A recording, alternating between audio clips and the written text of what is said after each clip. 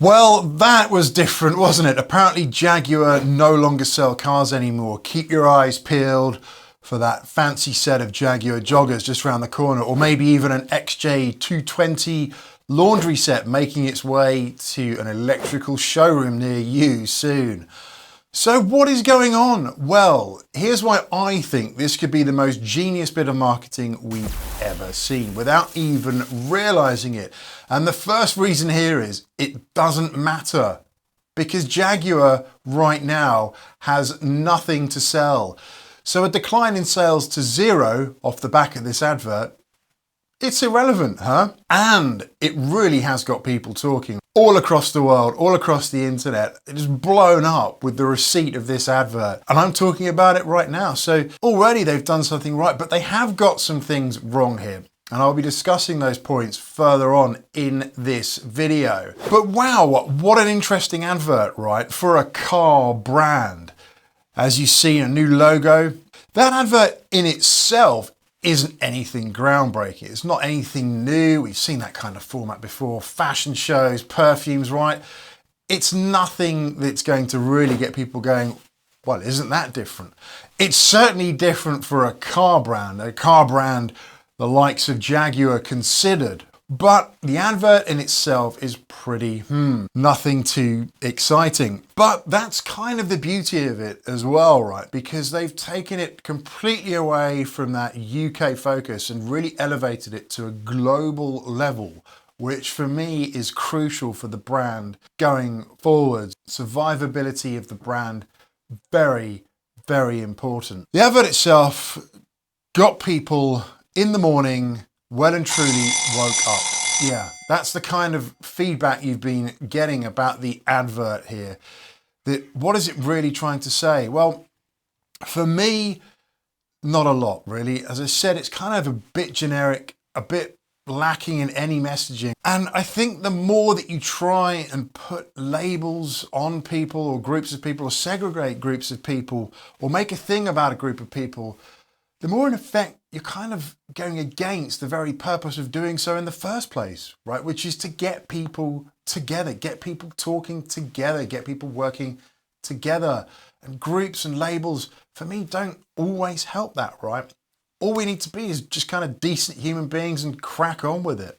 Not too hard to do. But the other thing about this advert as well is, advert aside, the brand and the brand strategy and who they're trying to talk to going forward. Now, for sure, I do not think that the new EV that'll be along soon, or not in the not too distant future, the way time is going at the moment, is going to appeal to that Jaguar traditionalist that we all know and love in the UK.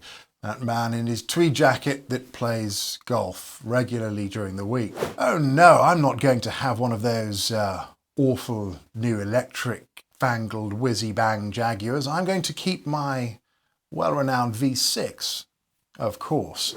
Jaguar is kind of wanting to detach itself from that market a little bit, or maybe quite drastically. And here's why I think they're doing that. Well, the reality is that target demographic isn't going to be around much longer. That's the way the world progresses. That's the way life progresses. If you look at values of the much renowned E-Type, that beautiful car, those values have decreased significantly over the last few years. And that is because the target audience for those is beginning to no longer exist. That's just what happens. You can't keep pandering to an audience who at some point in the future aren't going to be there. You need to look at the next piece of that conveyor belt, right? Who are you going to get excited about the brand in the future?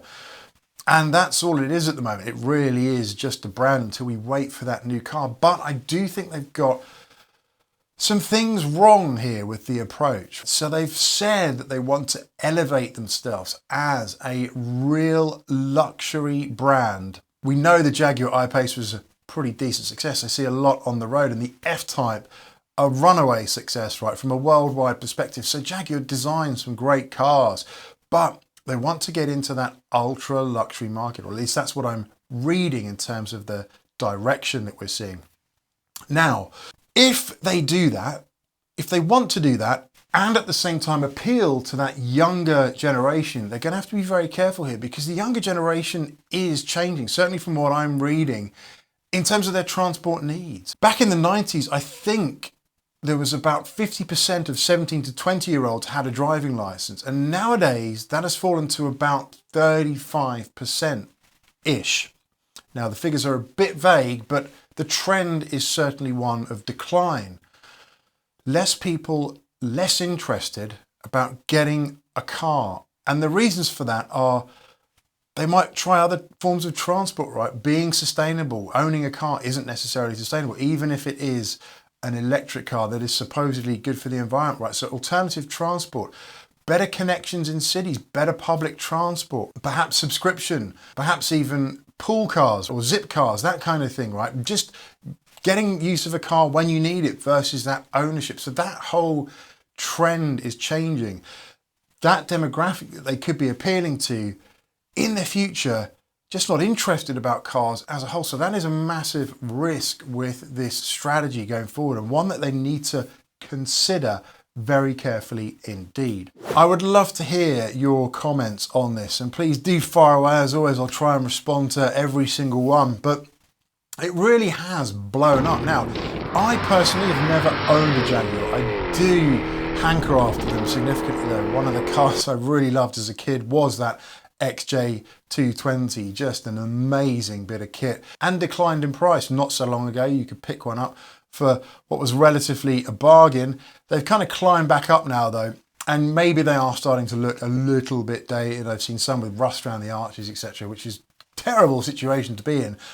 But it was an awesome car as a kid, and I still am a huge fan of that XJS, that V12. And here's me, a gentleman with a few more years behind him, hankering after the traditional Jaguar, not something that is new or around the corner. So it's going to be very interesting what this actually means for them going forwards. Now, we know part of the JLR group, JLR as a whole, pretty successful, right? Lots of demand for Land Rovers, especially in the global market, which is what this advert is, I think, trying to appeal to, trying to break away from that UK focused brand that it is. I read an article a while back as well that Adrian Mardell said that the Jaguar profitability is pretty much close to zero. So they really have to rethink the brand. And we know that all of these traditional automotive manufacturers are struggling right now. We've seen it with VW. They're going through the cleaners right now. And they have to change. Brands have to change. So this could be one of the boldest moves we've ever seen. One of the most genius long-term plays we've ever seen in automotive rebranding ever. Or it could fall flat on its face. I guess nobody really likes having agendas or messaging pushed down their neck, right? Just create something amazing and the people will come. One thing is for sure, anything like this gets the internet talking. And the one thing the internet loves is a good roaring debate. There's no such thing as bad press, right? Well, only time will tell. That's it for this one. Do stay safe, stay well. See you on the next one, and bye for now.